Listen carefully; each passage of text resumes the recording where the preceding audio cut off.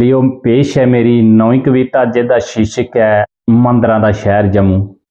ਜੰਮੂ ਸਾਡੇ ਸ਼ਹਿਰ ਦਾ ਅਦਭੁਤ ਨਜ਼ਾਰਾ ਹੈ। ਮੰਦਰਾਂ ਦਾ ਸ਼ਹਿਰ ਇਹ ਭਗਤਾਂ ਦਾ ਸਹਾਰਾ ਹੈ। ਮੰਦਰਾਂ ਦਾ ਸ਼ਹਿਰ ਇਹ ਭਗਤਾਂ ਦਾ ਸਹਾਰਾ ਹੈ। ਰਘੁਨਾਥ ਮੰਦਰ ਖੜੋਈ ਆਵਾਜ਼ਾਂ ਮਾਰਦਾ, ਪਾਪੀਏ ਕੀ ਡੋਬਦਾ ਧਰਮੀਏ ਕੀ ਤਾਰਦਾ। ਭਗਤ ਵੀ ਜਿਹੜਾ ਦੁਆਰੇ ਉਹਦਾ ਜਾਰਦਾ, ਮੰਗੀਆਂ ਮਰਾਦਾਂ ਉਹ ਸਾਰੀਆਂ ਕਹਿ ਪਾਰਦਾ। ਭਗਤ ਜਿਹੜਾ ਦੁਆਰੇ ਉਹਦਾ ਜਾਰਦਾ, ਮੰਗੀਆਂ ਮਰਾਦਾਂ ਉਹ ਸਾਰੀਆਂ ਕਹਿ ਪਾਰਦਾ। ਹੱਸਦਾ ਜਾਂਦਾ ਇਥੋਂ ਮੁਸੀਬਤਾਂ ਦਾ ਮਾਰਾ ਹੈ। ਜੰਮੂ ਸਾਡਾ ਸ਼ਹਿਰ ਦਾ ਅਦਭੁਤ ਨਜ਼ਾਰਾ ਹੈ। ਮੰਦਰਾਂ ਦਾ ਸ਼ਹਿਰ ਇਹ ਭਗਤਾਂ ਦਾ ਸਹਾਰਾ ਹੈ। ਮੰਦਰਾਂ ਦਾ ਸ਼ਹਿਰ ਇਹ ਭਗਤਾਂ ਦਾ ਸਹਾਰਾ ਹੈ। ਬਹੁ ਕਿਲੇ ਵਿੱਚ ਬਸਦੀ ਮਾਂ ਕਾਲੀ ਹੈ। ਸ਼ੋਭਾ ਇਹਦੇ ਮੰਦਰੇ ਦੀ ਬੜੀ ਕਹਿ ਨਿਰਾਲੀ ਹੈ। ਦੂਰਾ ਦੂਰਾ ਭਗਤ ਆਉਣ ਲਈ ਝੋਲੀ ਖਾਲੀ ਹੈ। ਕਿਛ ਵੀ ਮੰਗੀ ਲਿਓ ਇਹ ਦੇਣ ਆਲੀ ਹੈ। ਮੰਦਰ ਬਾਂਦਾ ਲੱਗੇ ਬੜਾ ਕਹਿ ਪਿਆਰਾ ਹੈ। ਜੰਮੂ ਸਾਡਾ ਸ਼ਹਿਰ ਦਾ ਅਦਭੁਤ ਨਜ਼ਾਰਾ ਹੈ। ਮੰਦਰਾਂ ਦਾ ਸ਼ਹਿਰ ਇਹ ਭਗਤਾਂ ਦਾ ਸਹਾਰਾ ਹੈ। ਮੰਦਰਾਂ ਦਾ ਸ਼ਹਿਰ ਇਹ ਭਗਤਾਂ ਦਾ ਸਹਾਰਾ ਹੈ। ਸ਼ਹਿਰ ਦੇ ਵਿੱਚੋਂ ਵਿੱਚ ਤਵੀ ਨਦੀ ਜਾਰਦੀ, ਠਾਠ ਕੰਨੇ ਬਗਦੀ ਤੇ ਛਲ ਛੈਲ ਮਾਰਦੀ।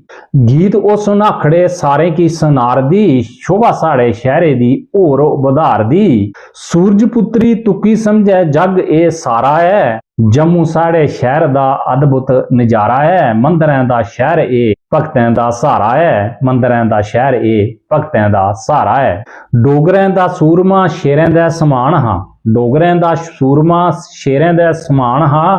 ਮਹਾਰਾਜਾ ਗੁਲਾਬ ਸਿੰਘ ਸਾੜਾ ਆਵੀ ਮਾਨ ਹਾਂ। ਰਾਜਾ ਰਣਜੀਤ ਸਿੰਘ ਦੇ ਦਰਬਾਰ ਦੀ ਸ਼ਾਨ ਹਾਂ। ਗਿਲਗਿਤ ਲਦਾਖ ਜੀਤੇ ਵੀਰ ਉਹ ਮਹਾਨ ਹਾਂ। ਗਿਲਗਿਤ ਲਦਾਖ ਜੀਤੇ ਵੀਰ ਉਹ ਮਹਾਨ ਹਾਂ। ਡੋਗਰੇ ਦੀ ਅੱਖੀ ਦਾ ਉਹ ਬਣੀ ਗੇ ਦਾ ਤਾਰਾ ਹੈ। ਜੰਮੂ ਸਾੜੇ ਸ਼ਹਿਰ ਦਾ ਅਦਭੁਤ ਨਜ਼ਾਰਾ ਹੈ। ਮੰਦਰਾਂ ਦਾ ਸ਼ਹਿਰ ਇਹ ਭਗਤਾਂ ਦਾ ਸਹਾਰਾ ਹੈ। ਮੰਦਰਾਂ ਦਾ ਸ਼ਹਿਰ ਇਹ ਭਗਤਾਂ ਦਾ ਸਹਾਰਾ ਹੈ। ਮਹਾਰਾਜਾ ਹਰੀ ਸਿੰਘ ਨੇ ਹੁਕਮ ਸੁਨਾਇਆ ਹਾ, ਜਾਤ ਪਾਤ ਦਾ ਭੇਦ ਭਾਵ ਉਸ ਮਟਾਇਆ ਹਾ। ਮਹਾਰਾਜਾ ਹਰੀ ਸਿੰਘ ਨੇ ਹੁਕਮ ਸੁਨਾਇਆ ਹਾ, ਜਾਤ ਪਾਤ ਦਾ ਭੇਦ ਭਾਵ ਉਸ ਮਟਾਇਆ ਹਾ। ਸਤੀ ਪ੍ਰਥਾ ਮੁਕਾਣੇ ਤਾਈਂ ਕਾਨੂੰਨ ਵੀ ਬਣਾਇਆ ਹਾ। ਕੁੜੀਆਂ ਦੀ ਪੜ੍ਹਾਈ ਦਾ ਦੀਪਕ ਜਲਾਇਆ ਹਾ। ਸਤੀ ਪ੍ਰਥਾ ਮੁਕਾਣੇ ਦਾ ਕਾਨੂੰਨ ਬਣਾਇਆ ਹਾ। ਕੁੜੀਆਂ ਪੜ੍ਹਾਣੇ ਦਾ ਦੀਪ ਜਲਾਇਆ ਹਾ। ਸਦਾ ਉਹ ਰੋਏ ਅਮਰ ਇਹ ਭਾਰਤੀ ਦਾ ਨਹਿਰਾ ਹੈ। ਜੰਮੂ ਸਾਡਾ ਸ਼ਹਿਰ ਦਾ ਅਦਭੁਤ ਨਜ਼ਾਰਾ ਹੈ। ਮੰਦਰਾਂ ਦਾ ਸ਼ਹਿਰ ਇਹ ਭਗਤਾਂ ਦਾ ਪਿਆਰਾ ਹੈ। ਮੰਦਰਾਂ ਦਾ ਸ਼ਹਿਰ ਇਹ ਭਗਤਾਂ ਦਾ ਪਿਆਰਾ ਹੈ। ਤੇ ਜੇਕਰ ਤੁਸੀਂ ਕੀ ਕਵਿਤਾ ਸ਼ਹਿਰ ਲੱਗਿਆ ਤਾਂ ਲਾਈਕ ਸ਼ੇਅਰ ਤੇ ਕਮੈਂਟ ਜ਼ਰੂਰ ਕਰਿਓ। ਜੈ ਹਿੰਦ, ਜੈ ਡੋਗਰ, ਜੈ ਮਾਂ ਡੋਗਰੀ।